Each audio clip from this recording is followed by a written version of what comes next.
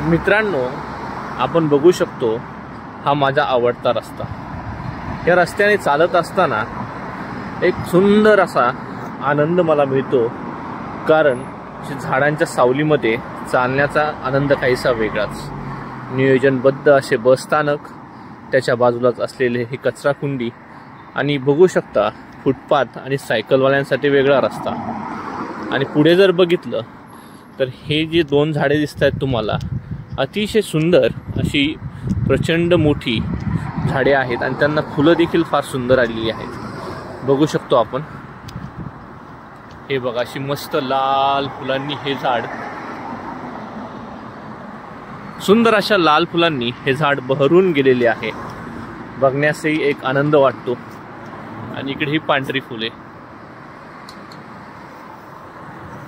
तर पूर्ण असं हिरवं गर्द हिरवा झाडीमध्ये कुठेही जा सर्वत्र अशाच प्रकारची हिरवळ।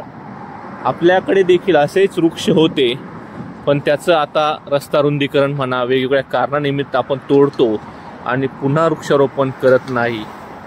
त्याचाच परिणाम म्हणजे तापमान वाढ। आता तापमान आपलं 44-45 पर्यंत पोहोचलंय।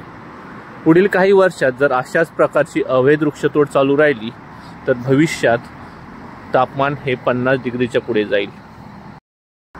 मित्रांनो, जेव्हा तापमान हे 50 अंश सेल्सिअसच्या पुढे जाईल तेव्हा पीक म्हणा किंवा झाड म्हणा यांचं बीजांकुरण होणार नाही आणि वृक्ष संवर्धन करणं अवघड होणार। तर आपल्या हातात आता शेवटचे 3 ते 4 वर्ष ही बोनस वर्ष राहिलेली आहे। त्यामुळे ह्या काळात आपल्याला जास्तीत जास्त वृक्ष संवर्धन करायचं आहे। इथे बघू शकतो अतिशय बारकाईनं आणि काळजीपूर्वक वृक्षांचं संवर्धन होताना मला दिसते। आणि एक प्रकारे मला कुठेतरी आपल्याकडे वृक्ष संवर्धन म्हणा किंवा हरित क्रांती म्हणा, कुठेतरी फार मोठ्या प्रमाणात वृक्षतोड होते, त्याचं मला दुःख होते मित्रांनो। तर आपल्या परिसरात म्हणा किंवा आपल्या जवळ असलेली जी झाडं आहे, उन्हाळा कडक आहे, त्यांना कृपया पाणी घाला। जी छोटी झाडं आहे त्यांना पाणी घाला।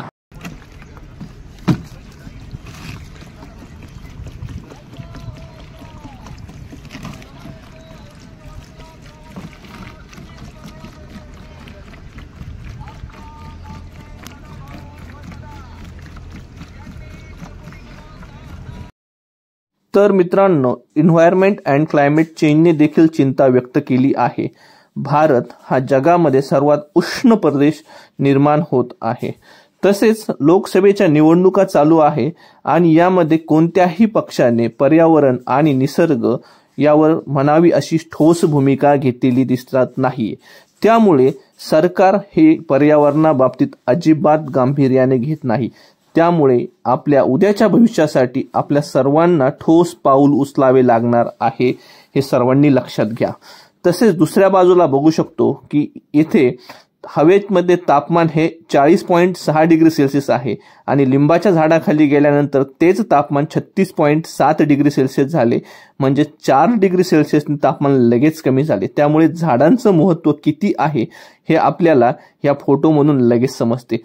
त्यामुळे मित्रांनो, हा विषय सर्वांनी गांभीर्याने घ्यावे, नाहीतर तापमान जर 50 अंश डिग्री सेल्सिअसच्या पुढे गेले तर मृत्यू अटळ आहे मित्रांनो। जंगल डोंगर इथे जाऊन वृक्ष लागवड करा, तसेच त्यांचं संवर्धन करा। शेवटचे 3 ते 4 वर्ष त्यानंतर तापमान वाढीनंतर परिस्थिती अतिशय बिकट होणार। पाणी, हवा या सर्व गोष्टी प्रदूषित झाल्या आहेत आणि त्याचा मोठा परिणाम आरोग्यावर होणार आहे। त्यामुळे निसर्गाने दिलेली ही संपत्ती तिचं जतन करा। मोफत आहे म्हणून आपण तिचा विध्वंस करत आहोत याचा आपण विचार करायला हवा मित्रांनो। हा व्हिडिओ असंच चाललो मी, सुंदर अशी झाडी दिसली म्हणून काढला मित्रांनो। तर आपल्याला वाटत असेल की हे नेहमीच वृक्ष संवर्धनाबद्दल उपदेश देतात, तर ही काळाची गरज आहे। भविष्यातील पिढीसाठी आपल्याला ही करण्याची गरज आहे मित्रांनो। तर मित्रांनो, तुम्ही बघितलंच असेल येथे कशा प्रकारे वृक्ष संवर्धन केले आहे आणि वृक्षांना महत्त्व दिले आहे। चला तर मित्रांनो, आता ही जर झाड बघितली तर ह्या झाडावर अशा प्रकारच्या वेली देखील आहेत बघा। बघण्यासाठी देखील असं एक सुखद अशी अनुभूती येते मित्रांनो रस्त्याने चालताना। आणि रस्त्याने चालणाऱ्यांना सुद्धा एक आनंद वाटतो.